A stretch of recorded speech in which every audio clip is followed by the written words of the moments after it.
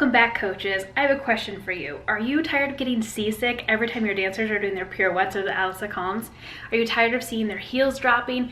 They start traveling around the floor, arms are going crazy. It's enough to make anybody dizzy. So today we're gonna be talking about your dancer's supporting leg. We're gonna start all the way from the core down to the toes, and we're gonna talk about strength training exercises you can implement tomorrow, tonight, in your summer intensives. And we're going to talk about how to engage each of those muscles so your dancers can have a nice high releve, a lovely straight supporting leg. So when you tell them to pull up in their turns, they know what that means.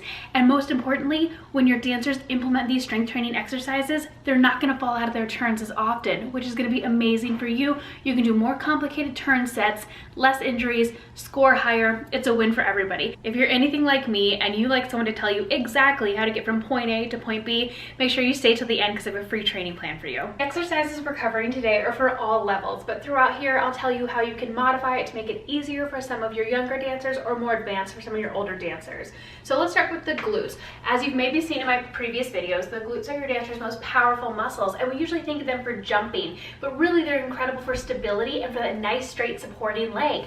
So this is a great exercise to help your dancers have a nice straight supporting leg, keep their hips tucked under, and also when you give them the cue to pull up, this is going to help with that. And it's called bowler squat.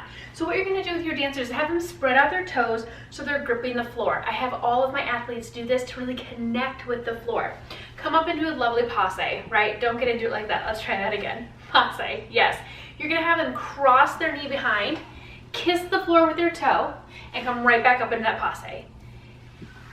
So here, I'm working my ankles, my glutes, and I like to do these on one side at a time. These are called unilateral exercises because many times our dancers are stronger on one side versus the other. So when we train our dancers on one side at a time, it gives them an opportunity to strengthen that weaker side and also become more intentional about movements on the stronger side so we can prevent those injuries.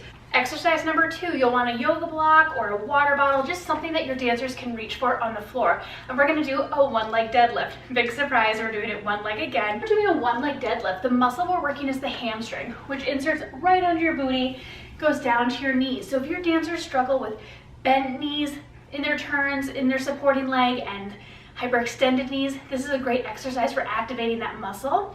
And it's another great exercise for giving your dancers sort of a cue and a movement for when you tell them to pull up. So what you'll do again, dancers will spread out their toes, come into a passe.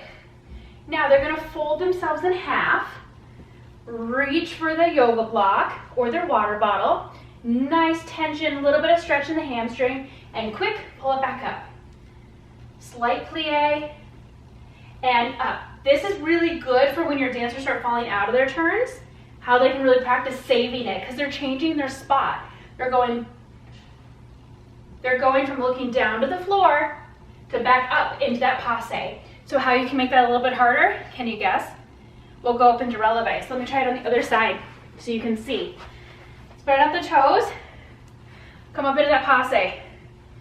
Fold, change the spot, tap, passe, releve. Woo. Also, dancers can hold on to a bar for that too. Reach and up. So this is our one-leg deadlift. With these deadlifts, 8 to 12 is a good place to start. If your dancers need to hold on to a bar, don't forget they can do that as well. If you want to make it even harder, get rid of the block itself, reach for the floor, and come up. Really focusing on the snapping back up, changing the spot, and tucking the hips under. The next exercise we're going to talk about is super simple, so dancers of all levels can do it. All you need is a yoga block, a ball, a towel, something that your dancers can squeeze between their legs. We're going to start working their adductors, which are these muscles on the inner thighs. They're so important for snapping down kicks and snapping down toe touches. But for our turns, they're going to be essential for having a nice straight leg. And again, being able to pull up in that turn so they're not always falling out of them. All you're going to do is have your dancers take some sort of object here. I like using a yoga block because it has a little bite to it. Put it in between their legs. Do not place it on the knees. Make sure it's a little bit closer to the hips versus the knees. They're going to lay on their back, legs are hip distance apart, belly tight, lift their butt in the air and squeeze that yoga block like they're trying to pop it, and come back down. Lift and squeeze, and down.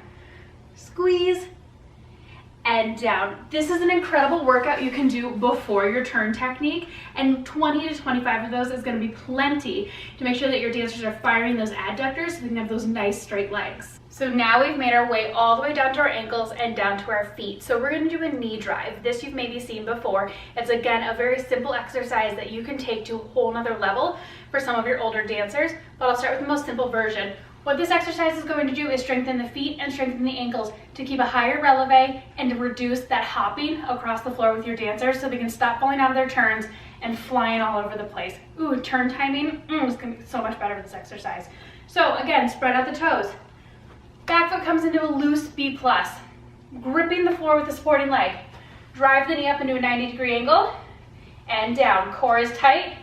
Everything we want our dancers to be thinking about while they're turning. 5 flat, and then guess what we're gonna do? You guessed it, 5 releve. Make sure your dancers don't lean backwards. What you're gonna see is this. Whee, goodbye. We don't want that. Go straight up and down. And also making sure that you do the exercises that we did previously, because now my adductors are firing, my glutes and my hamstrings are firing. So when I'm doing this exercise, I'm going up on a nice straight leg. As opposed to if we hadn't done those exercises, you might be strengthening the ankle, but you're strengthening it with some bad movement patterns above the knee and into the hips. So make sure you do those exercises first, and then we can go into our knee drive. If you want to make this one even more challenging for your dancers, come down into a lunge. Lunge, knee drive. Now we're getting those quads, we're getting those glutes, making this a 3-for-1 deal. We're working a lot of muscles all at once. And if you want to take this to the next level, watch this. Are you ready? Here's next level stuff. Let's see how it goes. Starting down, we're going to knee drive, and then we're going to deadlift. Here we go. Spreading out those toes. We're going to go up, reach, yoga block, up, and down. Yes. Watch your dancers' turns totally transform. Look at how many movements we're doing all at once, but it's super isolated for that supporting leg. Love it. And finally, our last exercise for your dancers' supporting leg so they can stop falling out of turns is going to be for their feet and their ankles. Once again, very simple. Have your dancers spread out their toes. Come and do a little bit of coupe and pretend you have a clock around your body. You're gonna plie and tap the 12 o'clock, the 3 o'clock, the 6 o'clock, ran out of room, 11 o'clock, and the 7 o'clock. 3 times through. Ooh, I'm already feeling that in my glutes. And you have to do it on the other side. The hardest part about this exercise is cueing your dancers with whatever clock time they're hitting when you switch to the other side.